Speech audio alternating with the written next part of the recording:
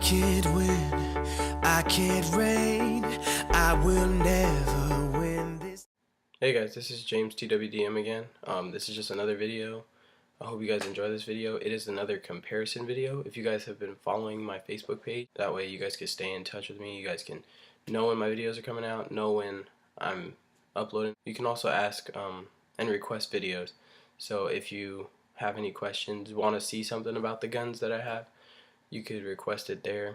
Like if you want to see a shooting video, a board guide, how to tune it, how I shoot my guns, how I set up my triggers, anything like that, you guys can ask me there or on YouTube if you prefer. But I will be putting my link to my Facebook page in the description below, so please go ahead, like it. If you, I'm not asking for likes. If you guys don't like my videos, just pass on through. You don't have to watch this. You don't have to like my page. But if you do enjoy my videos and you have any questions, please like my page and ask me any questions you feel. Alright, we're gonna get into the comparison now. Alright guys, so as you guys can see, I have a dm12 case right here. I'm gonna be comparing the dm12 to the go2.1. Alright, let's start off with the casing. As you can see, the die guns come with a nice cardboard covered with like a cloth or like cotton material. It's still pretty sturdy, not hard. Comes with a zipper.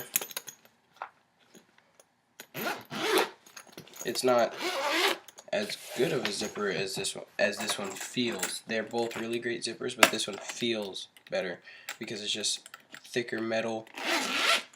Harder case, not as hard as you would think just by looking at it, but it is harder than this. But the zipper does feel a lot better just because of the metal it's made out of. Opening them up, the presentation of the die guns is phenomenal to me. The way that the barrels come, their gun, their manual, the way that it arrives to you, it just looks awesome. Compared to the go2.1, the barrels come in a way that you can get a barrel kit in your case, which is a plus. So I feel that the casing goes to the go2.1. The way that the gun appears is very opening. You could just grab it rather than having it undo Velcro like the die guns. Alright, let's take them out now. The barrels that they come with are both very great functioning barrels. The die guns come with a die ultralight, one of the quietest barrels I've ever shot with. And the go2.1 comes with a shaft 4, a little extra boring inside, just for a little extra accuracy. Still pretty light though.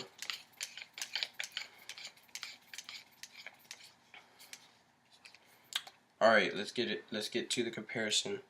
The things that come in the box with these guns, you get a manual and a warranty card, the spare parts kit, you come with the stock bolt, you get some grease with the Planet Eclipse guns, and the toolkit. Let's get that out of the way. The die guns, you get your lube, your tools, and your, well, no, not tools. You get your lube and your reveal kit, your manual, and your warranty, and a barrel stock for both. This is the grease I use for both of those guns. I use Sleek Lube. It works phenomenal for die guns. Lube a little, very often. That's all I use. The toolkit, extra toolkit. Alright, let's compare these two guns. Side by side comparison. I'm lining up the back of the caps together for the length. For you guys, they are almost exactly the same. The reach on them, the dm12 has a farther, just barely a farther reach, if you could see that. Barrels, they're both very good barrels. I can't complain. This one's just a little bit louder. Alright, let's start from the top of the guns. Feed necks. Height wise, this one wins because it's lower. Accessibility, and they're both toolless. They're both very great.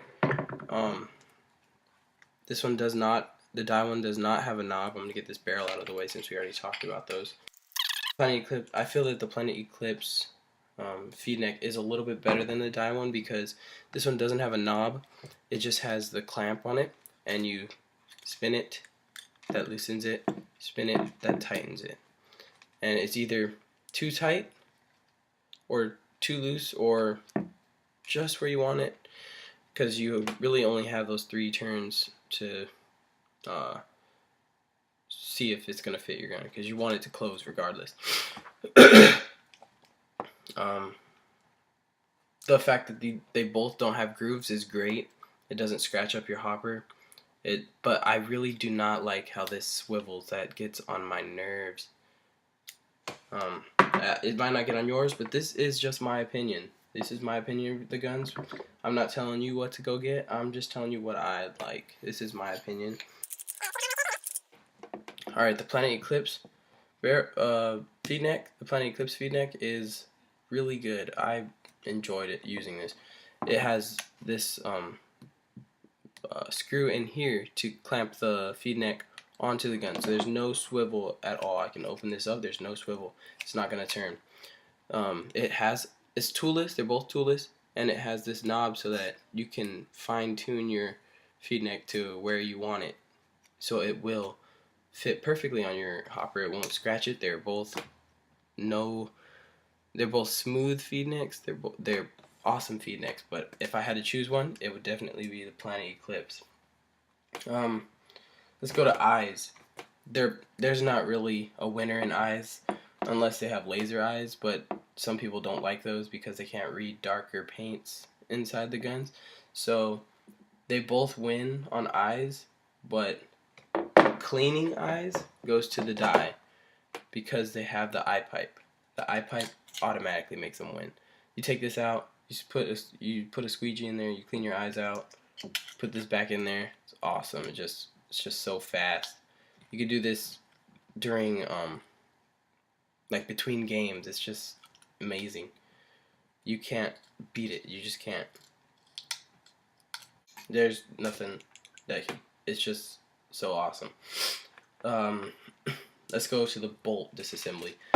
Most people would like this because it's different. It's got a magnet on the back. Just snap out like that. And then you have to twist it. They're both toolless disassemblies, as long as you don't use a tool to put them in. But I choose to like the Planet Eclipse one better because I tend to have trouble being able to twist this thing without it snapping back in. As you can see, you give it about 3 turns and the whole thing will come out. Any more than that and it will start to twist off like that.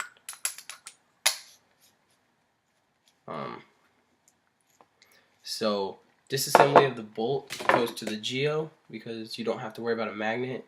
You just twist it. You have to give it more twists, but it's simple and to the point. It gets the job done, you know. You do have to push the bolt out through the front with a Geo though, and then grab it through the back. Alright, let's get to the bolts. Complication of bolt maintenance. This is by far way more complicated to maintain. More O-rings to lube up. Disassembly of this is insane. It has so many parts to it, but it shoots fantastic. Like barely any kick. This bolt, however, very simple to maintain. Very little O-rings. No, disassembly is just amazing. It's super easy. I will disassemble these in a different video coming up after this. It's going to be like right after. Yeah, it's super easy to maintain these bolts. It's crazy. Alright, we're going to put these back in the guns. Alright guys, we're going to talk about weight. Which one weighs the most? Which one feels heavy in the hand, okay? That's what we're going to do.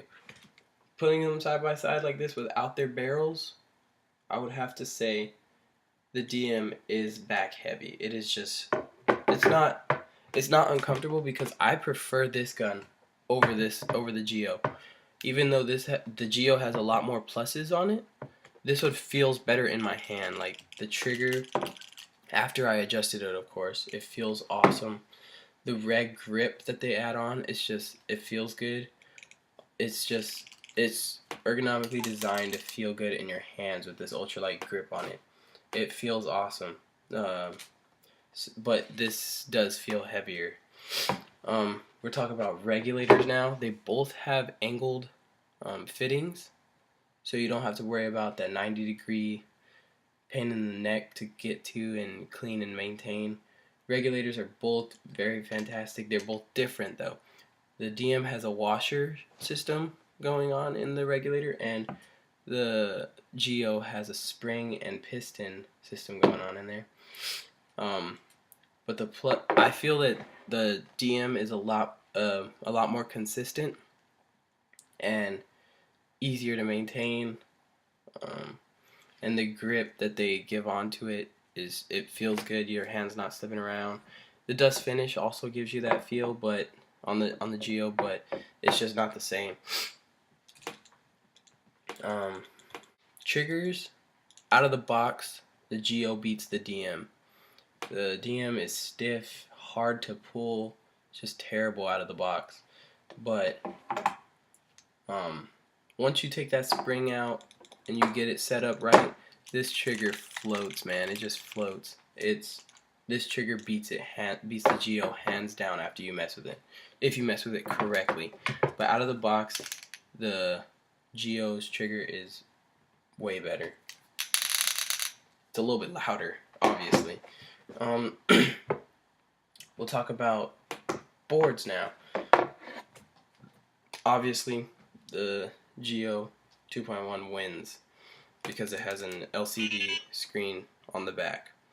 Tells you your game timer, how many shots you've shot on the gun. It's called the shot counter.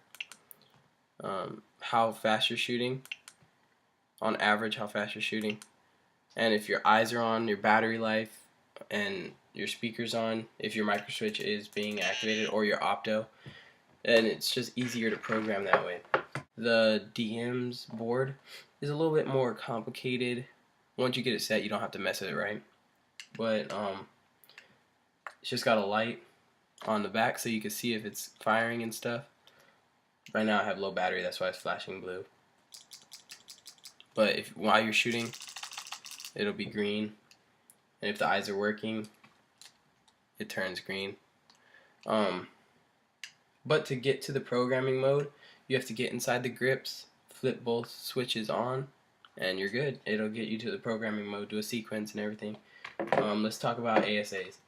The UL ASA it's not bad, it's decent. It took me a little while to get used to it because I flipped it to that far. I don't know if you can see that here. This is how it's off. This is when it's partially on. I used to leave it like that because I didn't know, and all of a sudden my gun wouldn't shoot because it didn't have air. I didn't push it all the way up. You have to push it all the way to where it's almost pointing straight back at your face. And while your tank's in there, it's a little difficult, so that's why I didn't realize it. And to purge it, just flip it down. They're both really simple, but hands down the Geo 2.1 wins with the Pops ASA. You push it, it's on. You push the silver button, it slides forward, it's off. It's easy. They both have straight macro lines, so no matter which hand you're using, you're not going to bump your macro line, so that's awesome. Grips, the actual grip itself, the DM wins. It's just sticky grips. It feels good. Your hands won't slip around. Your hands won't slip around on this either. It just doesn't feel, they're a little bit blocky. They just don't feel as hand hugging, that's my phrase for it, as the DM. And the DM is also a toolless grip, which is awesome. It will take you a little while to get used to it, but it's toolless, so that's awesome to me. Alright guys, thank you for watching.